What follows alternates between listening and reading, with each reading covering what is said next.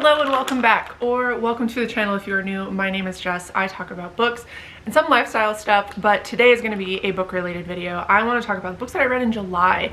I actually read 9 books and I have one DNF that absolutely gutted me that I'm not that excited to talk about. If you follow me on Instagram, you've probably already seen me chat about it, but we do have 9 books this month that most of which I really loved. So a lot of these are actually books that were on my TBR shelf. If you saw that video, we are making our way through there. We're also going to be starting a series over on Instagram. So my Instagram is linked down below if you guys want to follow along, but I'm going to go ahead and get started. The first book that I read was The Overtime Kiss by Lauren Blakely. This is a part of a series. So with traditional romance series, what tends to happen is you're introduced to the first couple. Within introducing that first couple in the story, there are other characters you were introduced to, and the subsequent books tend to follow. That is what this book is. So this follows our main characters, Sabrina and Tyler. Sabrina is a figure skater. She's from a wealthy family, but her family kind of cast her aside because she refuses to marry a man that was basically chosen for her by her family because he's a cheating asshole. So she decides not to marry him. She actually flees the wedding, the day of the wedding, and she meets Tyler at a bar. She already knows Tyler because she is the figure skating coach for his daughter. He is a single dad. And they have this night where nothing physical happens, but there is a little bit of romance that does happen there. And then it fast forwards to her basically trying to get on her feet outside of like her family's wealth and her family's influence. And so she decides to, you know, just continue with her figure skating business and teaching, you know, young kids how to skate, or even like expanding that to other people. So like I said, she does already coach Tyler's daughter, but his mom also brings her the kids to, you know, see Sabrina. So mom's sitting there like, hey, Tyler, which I forgot to mention, this is a hockey romance. Of course it is. Tyler is away a lot for the season and we need a nanny. And she essentially hires her because Tyler is like stressed out that day and is like, yeah, just like hire whoever, like I trust you. So he come to find out Sabrina is now his nanny. So we have single dad, we have hockey romance, figure skating, we have sports. Like, it's all just very, very good. I genuinely loved this book. I vote or rate books on an enjoyment scale, not necessarily like a critical, you know, view of the book. If I liked it, I liked it. If I didn't, I didn't. And I really like this. I gave it like a 4.25. There are only a couple of points in the books that sort of it seemed a little bit far-fetched for me. Like when you're reading a romance, you know, hey, we're gonna get that happy ending, so that is to be expected. However, I think the kiddos in this book were a little bit more understanding, I think, than kids their age would have been. I mean, it's one thing to be like, yeah, we're okay with this. It's another thing to sit people down and be like, you guys should absolutely be together and like do a PowerPoint presentation. Like, it just seemed a little far-fetched to me. So that was the only thing I didn't like about the book, but not even necessarily didn't like. We definitely got that happy ending. It was lovely. It was wonderful. It was a fun read. I will read anything by Lauren Blakely. Like, I think she's probably my favorite sports romance author for sure. The next 3 books that I read, oh, hi Louie. The next 3 books that I read are actually part of a series. So I own 3 of them. I do not own the 4th one. I'm kind of just going to do a general series review for these. I'll put the 4th one up on the screen here, but I did also read, so I read The Galaxy and the Ground Within, Record of a Spaceborne Few, and A Closed and Common Orbit. Now, I will say, my least favorite is Record of a Spaceborne Few, for sure. I don't think that this one necessarily jived with me as much as I wanted it to. And then A Closed and Common Orbit was fantastic, but I will say, Galaxy and the Ground Within is hands down my favorite out of the series. Like, even outside of the first one, which I finished last month, I think that it was just a phenomenal story. Generally for me, and the reason I want to do this as a series review as opposed to like one at a time, the stories are pretty, in my mind, similar because they are character based. So here's the thing, if you don't like the characters, as I didn't with this one, if you don't like the characters, you're probably not going to love the book as much. Like, Becky does a fantastic job of writing these wonderful, beautiful, complex characters that are dealing with these things that, like, yes, it's a sci-fi series, but in a way you are it's as if it's like everything that we're still dealing with, things that we deal with when we talk to gender identity, when we talk to like open relationships, when we talk to sexuality, like it's just like war, everything. And that's definitely the reason why I loved this one the most, because she just does such a good job. But I think The Galaxy and the Ground Within was hands down my favorite, because it actually had, like, when you're reading sci-fi, you sort of expect a little bit of a war element, and that definitely was in the last book, because there are two characters from basically opposite sides of like the war that is currently happening within the series. I think that it is such a beautiful, complex, completed series that you should take the time to read. Like, even if I didn't love this one a whole lot, I still think overall this is an important piece of the story, and I think that it is just like when I read it as if it was like one big book. Like, I didn't take breaks in between reading these. I just kind of like gobbled them all up at the same time, because I felt like it was such a succinct universe, pun intended, that was in here. So if you're looking for a really good sci-fi novel, I would absolutely recommend this one. It's very, I don't know, it's like a hug for the soul. Now, here is a book that I didn't have any kind of expectation going into, and I'm actually surprised by how much I loved it, but it's The Teller of Small Fortunes. This was a book of the month book for me in, I think, like 2019 or something. Oh no, November 2024. Just kidding. I do have one from 2019 here in this wrap up though, but this follows our main character Tao, and she is what they consider what she considers a teller of small fortunes. So within this, it's definitely like a cozy fantasy kind of novel, but within this world, Tao is able to, in multiple ways, whether that's reading tea leaves or reading like stones and things, reading palms, she is able to tell the person who's asking for the fortune a small fortune. So she can tell you, hey, it's gonna rain, or hey, your neighbor's gonna do something, or hey, like, avoid this person. Like, she can tell you that. What you don't know is that she actually can tell grander fortunes, but the reason why she does it is because those people who are able to do that are generally like conscripted essentially to work for the kingdom, and she doesn't want to do that. She's like fleeing her family, like all this stuff. The reason why I love this story, so there are 3 other characters in here. We have Silt, Mac, and Kina. I'm horrible with names, so if you see me looking down, that is why. So Silt is a thief, you know what I mean? Like, think like a rogue.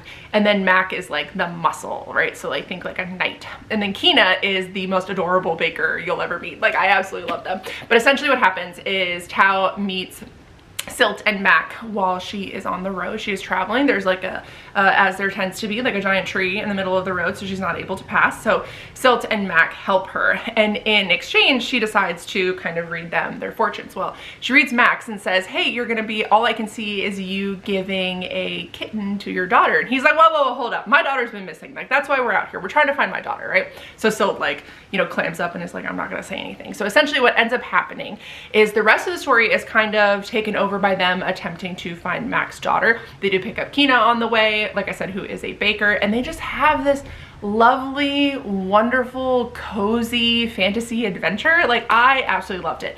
What surprised me about this book is there is a lot of talk of belonging. It has what I would consider like Asian influences. So the main character is like, I'm from this distant land, which you'll have to excuse me, I can't remember what it is, and I'm not from the land that I live in, but if I were to go back to the land that I'm from, like, I wouldn't fit in there, I don't fit in here, like, who even am I? Like, she meets a gentleman in this book who's from the country that she is from, and he's like, oh, I thought you were like me. Like, he was like really, you know, downtrodden that she couldn't speak the language, couldn't, you know, didn't understand the culture. So I really like that about this book. This gives me Travis Baldree vibes, so if you're looking for something comfy, cozy, this would be a good autumn read. Definitely one of the most unexpected books I read this month, and it was just, like I said, just very comfy, cozy, kind of autumnal vibes. Now getting back into romance, because it wouldn't be a me wrap up without more romance, I read First Time Caller, and oh my god, Aiden Valentine, have my babies. Like, I absolutely love him. I definitely get why people are saying this gives like Sleepless in Seattle kind of vibes. Like, we have a radio host. Essentially what happens is Lucy is kind of forced on this radio show that Aiden hosts because her daughter calls one night and is like, hey, look, like, my mom's a single mom. I think I'm the only person that she has. Like, I feel like she's lonely, and like, how can you help? And Aiden, who is kind of jaded by romance romance in general, even though he does host a romance kind of like late night radio show, is like, hey, like, what can we do? Like, let's talk about it. And essentially Lucy figures out like what's going on and like comes into the room. It's like, who the hell are you on the phone with? Like, you are a child and I hear a grown man's voice through your cell phone. So essentially she gets on the phone, she starts talking to Aiden. They have like this phone conversation that goes absolutely viral. So the radio station decides to attempt to get Lucy to come on so they can do like Lucy's road to love, like finding her a boyfriend and like her going on dates and doing things like that in an effort to revive the radio show, because they feel like Aiden, who is kind of being a stick in the mud about everything recently, like very grumpy, very, you know, whatever, he's more into what's happening having Lucy there, obviously because he likes Lucy. So this is a romance novel. Get the happy ending, absolutely loved it. But what I will say, my favorite part of this book, as much as I love Lucy and Aiden, these secondary characters, her ex-husband, her ex-husband's husband, her daughter, her best friend, like her little community was just beautiful. And the other part that I really liked about this, it was very accurate. Sometimes when you read romance novels, you're like, okay, we're throwing like as much as we can in there, right? Like the smut is smutting. In this book, yes, we have that, but it feels very accurate to what like first time romance would be, right? Like when you first meet somebody. Like, I don't know about you, but I'm not like, oh my god, like, so like, I just, some of the things that happen in romance novels, I'm like, that's not realistic for somebody you like just met. Like, I don't know, I don't function like that. So this is a call to people who want to see that relationship kind of like develop and that like sexuality develop like throughout the novel too. Oh my god, this book was so good. I ended up giving this, what did I give it, like 4? And I can't remember why I didn't give it a 5-star, but I think it just because I just, you know, like, how I feel about it. It was a 4-star read for me, and I think that's probably good enough. Okay, now getting into what might be not my highest rated book of the month, but my favorite book of the month. Does that make any sense to anybody? You'll kind of understand why. And it is The Listeners by Maggie Stiefvater. Now, I have actually never read outside of, I think I read the first Raven Boys. I've never read anything by Maggie, right? So I know we have this like whimsical kind of like magical realism vibe throughout most of what she writes, and that definitely is a continuation of that style in this book as well. But this follows our main character June, and she works at a luxury hotel called the Avalon. Now before, I thought this was a hotel that was overseas. Completely wrong. This is a hotel that is in the United States, and we're looking at World War II, kind of towards the end of World War II timeline wise. And essentially what happens is the FBI and I think like the local you know, kind of police force come to the Avalon, and they're like, hey, you need to kick everybody out. Everybody needs to leave. Essentially, they are taking what would be considered in any other country prisoners of war, and we are going to be putting them in your luxury hotel. And the goal is to keep them as comfortable and happy as possible, but what's really happening is Tucker is kind of like putting, not cameras, but like microphones and stuff all around the place because they want to see how dirty the people are that actually are staying in this hotel.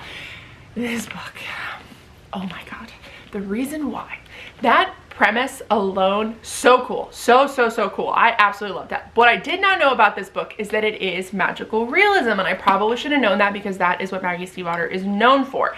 But there are these pools around, or these like hot springs that are around the Avalon, and essentially it says like, really from like page 1, it's like, oh, these pools can like, or these hot springs can like heal you, and you know, if you're sick you drink water from them, and like all this stuff, like the water of the Avalon. And I was like, oh, it's like, you know, as somebody who's lived in California, I'm like, oh, it's some like, you know, woo-woo shit or whatever. No, they're actually magic, and I was not expecting that. So this book like completely took me by surprise. Whatever I thought about this book was not the book that I actually got. So the prisoners of war as well, you started caring about them, you started like wanting good things for them, and you started this like, throughout the story you're like, are they as bad? Like, you're like, are they as bad as they say they are? And then you're like, well, they're fucking Nazis, so yeah, they're bad. Like, you're going throughout the story and you're just like contemplating and like thinking everything you thought you knew. And like, it was just so good, you guys. I would recommend it. I gave it a 3.5. So like I said, there's just something about like whimsical kind of like writing that doesn't necessarily always get me, especially in like a like a magical realism kind of novel. I like that whimsical kind of storytelling in fantasy novels, but what I will say also about this dialogue, so this happens in Appalachia. So Appalachia. So think like West Virginia, like that kind of area.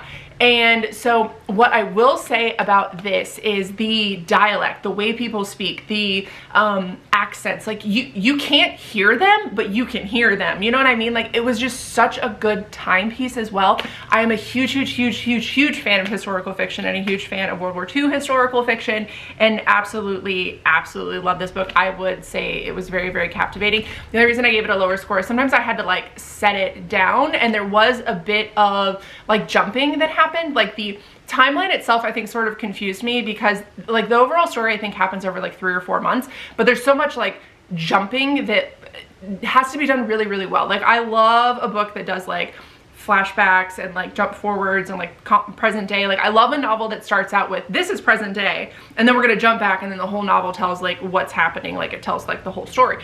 I love that. I think this book struggled a little bit with it, but overall a fantastic read. Like, definitely my favorite read of the month, even at 3.5 stars. Make it make sense. The next book. This is the one that I've had since like 2019, and it is Permanent Record.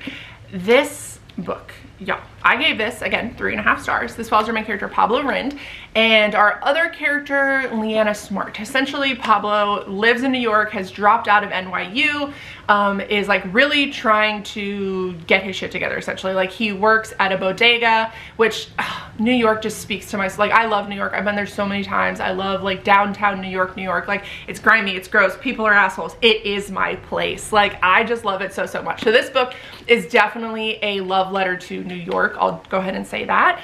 So for the vibes alone for New York, definitely read this one. But we have Pablo, who is trying to get his life together, who one day meets Leanna Smart, who is, think a la Miley Cyrus. So we have like essentially Disney Channel star turned like kind of like trying to find herself, goes into music, goes into like beauty, like all of this stuff, but she is famous. We're talking black card famous. If you don't know anything about the black card, you should Google that. That is the level of famous that Leanna is. And they sort of start falling in love, and he starts traveling with her sometimes, and you know, like that's like a small part of the novel, or I would say it's like half the novel, but most of the novel is Pablo basically trying to overcome the insurmountable amount of debt that he has. And I think this book nails it. I think that the heart-wrenching, terrifying, suffocating feeling, like if you've been in debt, you know, right? Like, it is, I'm sure all of us are probably in debt at this point, but you know how suffocating it can be, and that is what Pablo's dealing with. And we're not talking like $10,000, we're talking way more than that. So meeting Leanna, who juxtaposition is this rich, wealthy lady, you know, like there was a lot of conversation on that, and it's not the love story ending that you would have thought it was going to be. Kind of from the beginning, I knew it was gonna have that ending, because to be completely honest, I hated Leanna. I kind of just wanted to punt her off the tallest building in Las Vegas, but Pablo carries this. It is so beautiful, and like I said, it's a love letter to New York, and I will forever cherish this book. Oh my god, I've been talking for like 20 minutes, and all I want is a sip of my matcha. I made my matcha very strong today, but I will say, I buy Emma Chamberlain's matcha. This is the vanilla one, but today I put, Chobani has their pumpkin cold foam out. Y'all, I'm trying to hold on to summer as long as freaking possible, but really, like, I'm like introducing like small bits, right? Like we're doing pumpkin cold foam. I'm having pumpkin coffee every morning. But that's what I did today with this one. But look how strong this is. Ooh, I'm gonna be bouncing off the freaking walls.